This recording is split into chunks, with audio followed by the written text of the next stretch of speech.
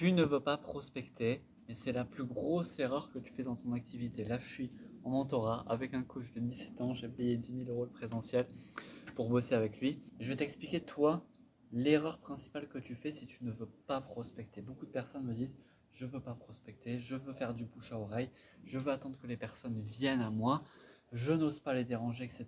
Et c'est exactement pour ça que tu stagnes aujourd'hui dans ton activité, que tu as très peu de clients, voire certains pas beaucoup, pas du tout de clients. Je vais traiter ce point-là avec toi. Ce qu'il faut comprendre, c'est qu'on voit beaucoup de la prospection. Alors, on a beaucoup de mauvais exemples de la prospection. On voit de la prospection en mode des personnes qui nous envoient un message et qui vendent leur offre au bout du premier message. Ok, c'est pas du tout le but de la prospection. Ça, c'est pas de la prospection, ça, c'est juste débile. Ok.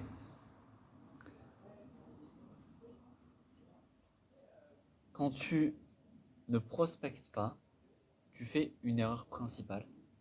C'est-à-dire que tu vas empêcher les gens de se faire aider. Pourtant, tu es accompagnant. Tu es accompagnant et le fait que tu ne veuilles pas faire les actions que tu dois faire dans ton activité, ça fait que tu empêches les personnes de se faire aider. Ça veut dire quoi? Pourquoi je te dis ça? Parce qu'il y a beaucoup de personnes qui ne vont pas lever la main d'elles-mêmes, qui ont des problématiques, qui regardent un petit peu du contenu, des choses, mais qui ne vont pas lever la main d'elles-mêmes. Donc si tu ne vas pas à leur rencontre, que tu ne vas pas discuter avec elles, faire de l'accompagnement en prise de conscience et voir derrière si tu peux collaborer avec, bah, tu laisses ces gens sur le tapis.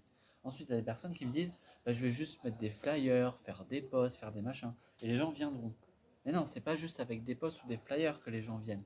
Les gens, ils vont voir ton truc, et s'ils n'ont pas forcément conscience de leurs problématiques, s'ils ont peur de lever la main, s'ils ont peur d'aller te voir, ils vont pas le faire. Donc c'est à toi d'aller créer la discussion, c'est à toi d'aller créer l'échange. Évidemment, il y a une manière de faire. Pourquoi la prospection, c'est la meilleure chose à faire dans ton activité? Parce qu'il y a 4 manières possibles de développer un business. 4 manières. Il n'y en a pas 10, il y en a 4. C'est Alex Hormozy qui l'a dit. Il a fait des centaines de millions d'euros en ligne, ok, pour les métiers de l'accompagnement. Les 4, c'est les suivantes. Le bouche à oreille, le contenu, la pub et la prospection. Donc, je vais me dire pourquoi on ne fait pas les 3 autres. Très bien. Le bouche à oreille. Le bouche à oreille, c'est bien, c'est peut-être ce que tu fais actuellement. Sauf que tu vois bien toi-même que ce n'est pas un système qui est prédictible. Tu n'as pas des appels de vente tous les jours avec le bouche à oreille. Okay, et c'est normal. Deuxième point. Donc, ce n'est pas un système prédictible. Donc, si toi, tu veux des clients de manière prédictible et vivre de ton activité, il va falloir faire autre chose. Deuxième point, la pub. La pub, ça demande des ressources financières. Okay, ça demande des ressources financières, mais ça demande aussi d'être suffisamment avancé sur son marché, d'avoir suffisamment de preuves, d'avoir suffisamment eu de clients, de faire suffisamment de contenu aussi, enfin, bref, d'avoir une certaine légitimité sur son marché avant de faire la pub. Sinon, tu vas juste cramer énormément d'argent pour rien. Et puis en plus, tu n'auras pas les bonnes compétences en vente. Donc, tu vas dépenser énormément d'argent dans la pub. Tu vas peut-être avoir des leads qui viennent, mais ils seront peut-être pas bons, etc. Parce que tu connais pas bien ton marché, tu n'as pas suffisamment d'expérience sur ton marché. Et vu que tu n'es pas bon en vente, tu vas perdre des clients pour rien. Troisième point, le contenu. Le contenu, c'est bien, c'est une bonne stratégie. Et souvent, c'est important de la mettre en place aussi quand on débute, mais pas de faire que ça. De faire 20% de contenu, 80% de prospection. Je vais t'en reparler. Le contenu, c'est bien, mais c'est une stratégie de long terme. Donc, c'est pas ça qui va t'apporter des clients de manière rapide. Ok. Ouais, voilà. Je pourrais détailler, je détaillerai dans d'autres vidéos, mais aie en tête ça.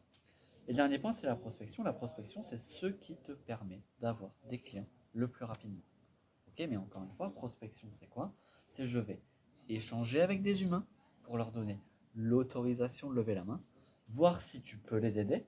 C'est ça l'intention, voir si tu peux les aider. Ensuite, si tu vois que tu peux les aider, tu les amènes en appel et vous regardez s'il y a une collaboration qui est possible. Peut-être qu'il n'y aura pas de collaboration qui est possible. C'est juste ça la prospection. Ok. Donc toi, tu es accompagnant, accompagnante. Tu aimes être avec des humains, on est d'accord? Ok. La prospection, c'est quoi? C'est juste être avec des humains. Donc pourquoi t'en fais pas? Pourquoi tu te bloques à en faire? Pourquoi est-ce que tu veux attendre que les gens viennent tout seuls? Alors que tu vois que ça ne fonctionne pas. On dit souvent je veux attendre que les gens viennent tout seuls, mais les gens ils viennent pas donner leur carte bleue en ayant vu un putain de flyer ou en ayant vu un post. Non. Il y a une création de confiance qui se fait avant. Et quand même tu regardes les très gros créateurs de contenu, ils ont tous en place un système où ils vont discuter avec des gens et où ils les amènent en appel. Quand bien même les gens voient le contenu. Voilà. Il y a un, moi je ne veux pas te donner le nom, mais il y a une personne là qui a dit ça récemment. Elle dit moi j'avais énormément de personnes sur mes posts, ce qui fait qu'on a doublé nos ventes, c'est que nous-mêmes on allait interagir avec les personnes de notre réseau. Pas seulement ceux qui ont liké nos posts, mais avec les personnes de notre réseau. Et il a doublé ses ventes comme ça. Donc ça veut dire quoi? Ça veut dire qu'il fait des posts, il va interagir avec les personnes. Ceux qui ne like pas les posts, il va interagir avec eux quand même. Mais c'est de la prospection. Donc tout le monde le fait, toutes les entreprises le font. C'est la base de toute entreprise aujourd'hui. Si tu as des clients, il faut aller les rencontrer, il faut aller voir avec eux. Si tu peux les aider, si ça fait sens, vous collaborez ensemble. C'est ça l'intention. La problématique que vous avez avec la prospection, c'est que vous n'avez pas la bonne intention. Vous n'avez pas le bon rapport à la prospection. Et parfois, vous n'avez juste pas les bons exemples. Sûr, quand on voit une personne qui, au bout du premier message, comme on a dit tout à l'heure, qui te dit viens acheter mon offre, oui, évidemment, on se dit je n'ai pas envie de faire ça. C'est logique. Mais c'est pas ça que tu dois faire. C'est pas ça la prospection. Ok? Réfléchis bien à tout ça. Sur cette chaîne, tu as plein d'autres vidéos qui parlent de prospection, de trame, etc. Tu as un canal WhatsApp aussi qui est juste en dessous, donc déjà abonne-toi à la chaîne, comme ça tu pourras voir les autres vidéos. Tu as un canal WhatsApp aussi qui est juste en dessous, où je t'apporte encore plus de valeur sur tout ça. Je partage des cas concrets, tu vois, que je vois en coaching avec mes clients, sur la prospection justement, sur des peurs que mes clients ont eux aussi, et toi tu vas t'y retrouver. Je les partage sur le canal WhatsApp et pas forcément sur YouTube. Voilà, passe à l'action.